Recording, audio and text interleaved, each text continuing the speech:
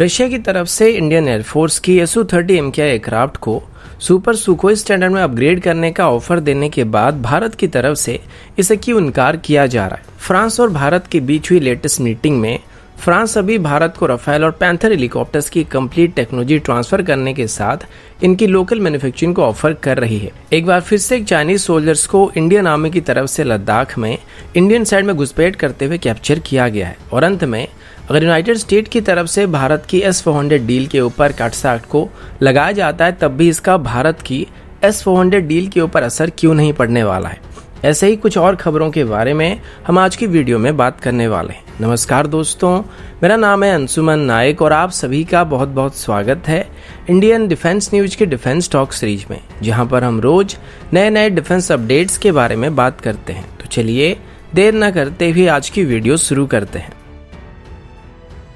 आज की पहली अपडेट इंडियन एयरफोर्स की Su-30 MKI एयरक्राफ्ट को लेके है। एक या दो दिन पहले आप में से कुछ लोग ये सवाल कर रहे थे कि इंडियन एयरफोर्स की Su-30 MKI एयरक्राफ्ट को सुपर सुखोई स्टैंडर्ड में अपग्रेड करने को लेके क्या अपडेट आ रही है। तो आज इसको लेके एक अपडेट सामने आया जिसमें ये बताया गया कि अभी रशिया की तरफ से भारत की Su-30 MKI एयरक्राफ्ट को सुपर सुखोई स्टैंडर्ड में अपग्रेड करने के लिए एक प्रपोजल को दिया गया है, जिसमें वो इंडियन एयरफोर्स की लगभग 200 Su-30 MKI एयरक्राफ्ट को अपग्रेड करने का ऑफर दे रहे हैं। और इंडियन एयरफोर्स के इन सभी सुखोई को रशियन Su-30 SM स्टैंडर्ड में अपग्रेड करने का ऑफर दिया गया है। लेकिन जहां तक भारत की बात रही तो भारत की तरफ से भी रशियन अपग्रेडेशन प्रोग्राम को लेकर इतना ज्यादा इंटरेस्ट नहीं दिखाया जा रहा है, बल्कि अभी हमारे Su-30 MKI एयरक्राफ्ट को DRDO और HAL की तरफ से मिलकर अपग्रेड करने का प्लान किया जा रहा है, जिसमें मैक्सिमम इंडियन सिस्टम का इस्तेमाल करने का विचार किया गया है। और इस अपग्रेडेशन प्रोग्राम के दौरान mainly maximum Russian origin system को इंडियन सिस्टम के साथ रिप्लेस किया जाने वाला है। हालांकि अभी भी इनमें old Russian origin AL-31FP engine का इस्तेमाल किया जाएगा, लेकिन इसके एवियोनिक्स सिस्टम में काफी सारे बदलाव किए जाएंगे। अभी इसके radar, electronic warfare system, cockpit design, infrared search and track system, mission computer और वेपन सिस्टम को भी पूरी तरीके से बदलने का प्लान किया गया है। इसके अलावा और भी कई सारे चेंजेस इसमें होने वाली है, जिसके बारे में हम एक डिटेल वीडियो में बात करने वाले हैं। बाकी ओवरऑल इसकी कॉकपिट डिजाइन की बात करें तो ये एवियोनिक्स और इलेक्ट्रॉनिक सिस्टम के मामले में Su-35 की बराबरी का एयरक्राफ्ट होने वाला है। साथ ही अभी इसमें एक रशियन ओरिजिन रडार के बदले एक उत्तम ESR रडार को इस्तेमाल करने का फैसला किया गया, जो कि तेजस MK2 के लिए डिजाइन किए गए रडार का स्केल्ड अप वेरिएंट होने वाला है। और आगे चल के इसमें अस्त्र मिसाइल की फ्यूचर वेरिएंट जैसे कि SFDR वेरिएंट को भी इंटीग्रेट करने का सिस्टम रखा जाने वाला, जो कि इसके VVR कैपेबिलिटी को आगे चल के काफी बेहतर करने वाली है। अगला अपडेट भारत और फ्रांस की तरफ से है। जैसे कि 2-3 दिन पहले मैंने आप सभी को बताया था कि फ्रांस और हमारे नेशनल सिक्योरिटी एडवाइजर के बीच होने वाली मीटिंग के दौरान फ्रांस की तरफ से भारत को राफेल की लोकल मैन्युफैक्चरिंग का ऑफर दिया जाने वाला था।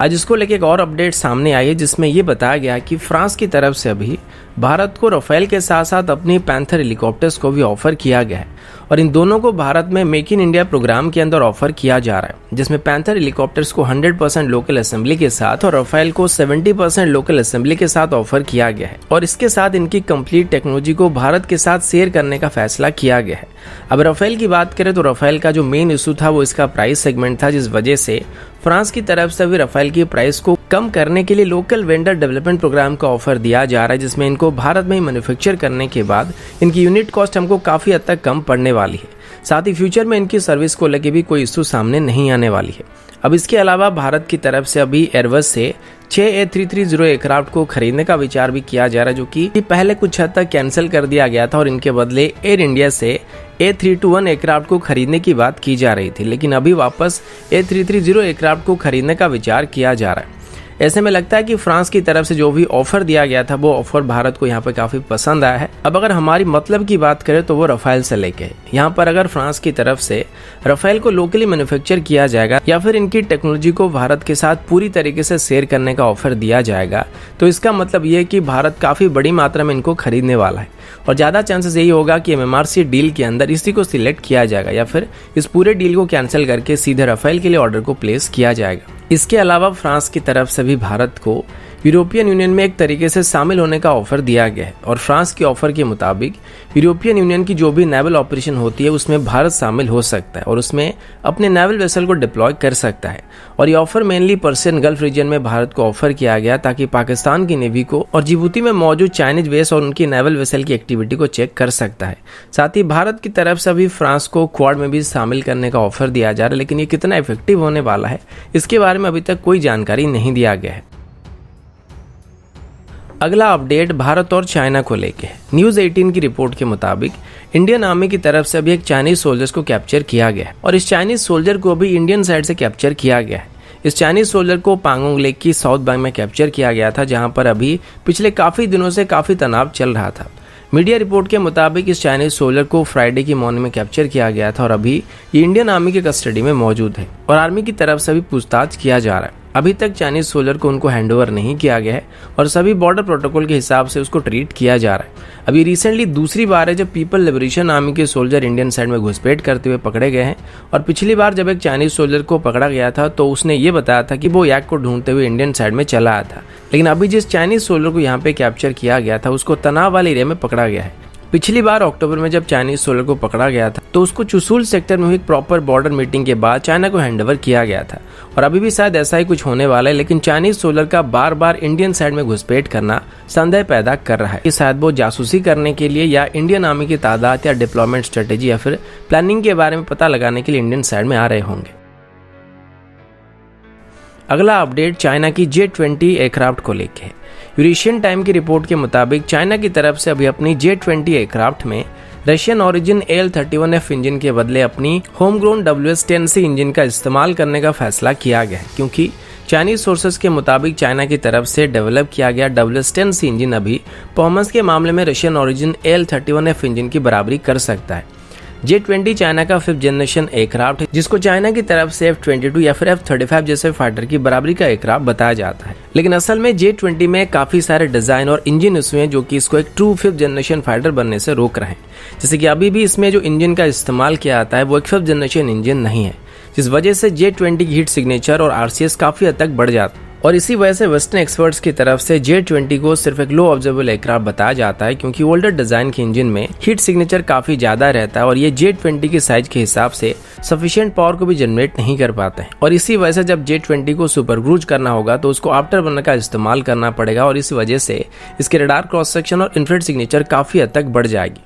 अब चाइना काफी पहले से इसके लिए एक सुइटेबल इंजन को बनाने की कोशिश कर रहा था, लेकिन अभी तक इससे वो कामयाब नहीं हो पाया था। इसीलिए वो रशिया से एक इंजन को एक्वायर करना चाहते थे, लेकिन रशिया की तरफ से भी चाइना को अपने इंजन को सप्लाई करने के लिए इनकार कर दिया गया था, क्योंकि रशिया को पता है कि ये चीनी उनके इंजन को लाके उसके साथ छेड़छाड़ करने वाले थे और बाद में रिवर्स इंजीनियरिंग करके अपनी एक कॉपी बनाने वाले थे।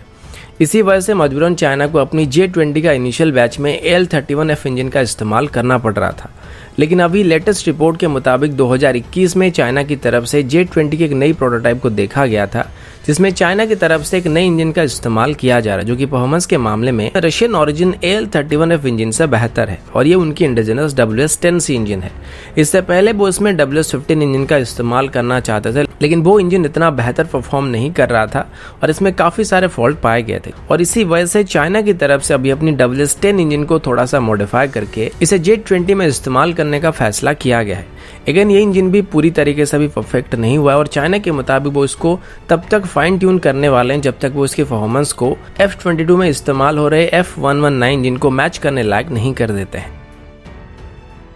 अगला अपडेट इंडियन आर्मी की तरफ से है। एक या दो दिन पहले USI यानी कि United service institution of India की तरफ से एक रिपोर्ट को पब्लिश किया गया था, जिसमें ये बताया गया था कि इंडियन आर्मी की टोटल स्ट्रेंथ से लगभग आधी फोर्स को अभी सीवियर स्ट्रेस का सामना करना पड़ रहा है। यानी कि हमारी लगभग 13 लाख सोल्जर में से 6.5 लाख के आसपास जवानों को सीवियर स्ट्रेस से होकर हुए गुजरना पड़ रहा है और इसकी वजह से 2010 से अभी तक आर्मी में लगभग 1100 के आसपास सुसाइड केस सामने आ चुके हैं, जिसमें सिर्फ सोल्जर नहीं बल्कि अलग अलग रैंक के ऑफिसर भी शामिल थे। इसके ऊपर USI की तरफ से एक स्टडी को किया गया था और उससे इंडियन आर्मी के इन सर्विस कर्नल रैंक के ऑफिसर के द्वारा किया गया था और इसमें कर्नल AK मोर की तरफ से बताया गया था इंडियन आर्मी के जवानों को regularly intense anti terror operation में डिप्लॉय किया जाता है और इसी वजह से उनके ऊपर स्ट्रेस काफी बढ़ता जा रहा है अब इसके बारे में आर्मी की तरफ से भी एक रिपोर्ट को पब्लिश किया गया था और स्ट्रेस को लेके जो इशू यहाँ पे उठाया गया था उसमें आर्मी की तरफ से सहमति जताई गई थी, लेकिन ये जो 1100 वाला नंबर बताया गया था इसमें आर्मी सहमत नहीं था। और आर्मी की स्टडी के मुताबिक अभी तक ऐसे 400 केसेस सामने आए थे, लेकिन स्ट्रेस एक मेजर इशू था जिसको अभी रिजॉल्व करने की कोशिश किया जा रहा है। और आर्मी की तरफ से स्ट्रेस मैनेजमेंट सिस्टम को भी थोड़ा सा इंट्रोड्यूस करने का कोशिश किया जा रहा है, लेकिन अभी तक इतना कारगर साबित नहीं हुआ है। और आर्मी की तरफ से पब्लिश किए गए इस रिपोर्ट के बाद यूएसए की तरफ से अपने वेबसाइट में पब्लिश किए गए रिपोर्ट को भी हटा दिया गया है। अगला अपडेट इंडिया और जापान को लेके है। जापान की एयरफोर्स के चीफ जनरल इत्सु सुंजी अभी भारत के गस्त पर आए हुए हैं। इसी दौरान हमारे एयरफोर्स के चीफ के साथ हुई एक मीटिंग के दौरान दोनों देशों की एयरफोर्स के बीच जॉइंट कोऑपरेशन को लेकर बातचीत किया गया था। अब जैसे कि भारत और जापान दोनों का एक म्यूचुअल एम है जो कि चाइना है। चाइना की तरफ से साउथ चाइना सी में किए जा रहे मैरीटाइम एक्टिविटी की वजह से जापान और चाइना के बीच तनाव बढ़ता जा रहा है। वैसे चाइना सीधे तौर पर जापान के साथ पंगा नहीं लेता है जैसे वो ताइवान के साथ कर रहे हैं, लेकिन भारत के साथ अभी चाइना के साथ बॉर्डर में फेसअप चल रहा है। जापान की एयरफोर्स के चीफ के इस विजिट के दौरान फ्यूचर में इंडियन एयरफोर्स और जापान की एयरफोर्स के बीच जॉइंट ट्रेनिंग एक्सरसाइज को कंडक्ट करने की बातचीत की गई थी। अभी तक भारत और जापान की नेवी एक दूसरे के साथ जॉइंट ऑपरेशन को और एक्सरसाइज को कर चुकी है और हाल ही में ही भारत, यूनाइटेड स्टेट और जापान के बीच मैलेवर एक्सरसाइज को कंडक्ट किया गया था। लेकिन सीधे तौर पर कभी भी भारत और जापान की एयरफोर्स के बीच एक दूसरे के साथ कोई भी जॉइंट एक्सरसाइज कंडक्ट नहीं किया गया था। अब इसके अलावा अभी भारत और जापान एक दूसरे को डिजास्टर मैनेजमेंट और ह्यूमैनिटेरियन असिस्टेंस भी प्रोवाइड करने वाले हैं। अगला अपडेट S-400 डील को लेके। हाल ही में यूनाइटेड स्टेट की तरफ से एक रिपोर्ट सामने आया था जहां पर भारत की S-400 डील को लेकर यूनाइटेड स्टेट की तरफ से सैंक्शन लगाने की धमकी दी गई थी। हालांकि स्टेटमेंट किसी यूनाइटेड स्टेट की ऑफिशियल की तरफ से नहीं बल्कि यूएस कांग्रेसनल की तरफ से दिया गया था जो कि एक इंडिपेंडेंट बॉडी है। और इसका कहना यह था कि अगर भारत की तरफ से अभी S-400 डील को लेकर आगे बढ़ा जाता है तो काटसा आठ के अंदर भारत के ऊपर सैंक्शन लगाया जा सकता है। इसके बारे में जब हमारी एक्सटर्नल अफेयर को सवाल किया गया तो एक्सटर्नल अफेयर मिनिस्ट्री की तरफ से बताया गया कि भारत की बात करें तो हमारी जो फॉरेन पॉलिसी है वो हमेशा ही इंडिपेंडेंट रहा है और किसी के दबाव में आके भारत कोई डिसीजन नहीं लेने वाला है। और वैसे भी रशिया और यूनाइटेड स्टेट के साथ हमारे जो भी रिलेशन है वो अपने लेवल में सही है, जिसका आपस में कोई लेना देना नहीं है। बाकी अगर सैंक्शन की बात है तो ये बात पहले भी मैंने आपको बताया था कि भारत की S-400 डील पर सैंक्शन लगाने से डायरेक्टली और इनडायरेक्टली यूनाइटेड स्टेट को नुकसान होने वाला है। और अगर यूनाइटेड स्टेट यहाँ पे सैंक्शन लगाता है तो तब भी भारत की तरफ से रशिया के साथ पहले से ही एक अल्टरनेटिव पेमेंट मेथड को एस्टेब्लिश किया जा चुका है, जिससे हम डायरेक्ट रुपये से रूबल में पेमेंट कर सकते हैं, जिससे यूनाइटेड स्टेट की सैंक्शन होने से हमारे ऊपर कोई खास असर नहीं पड़ने वाला है। तो दोस्तों अभी के लिए इतना ही, मिलता हूँ आपसे अगले वीडियो में, तब तक के लिए जय हिंद, वंदे मातरम।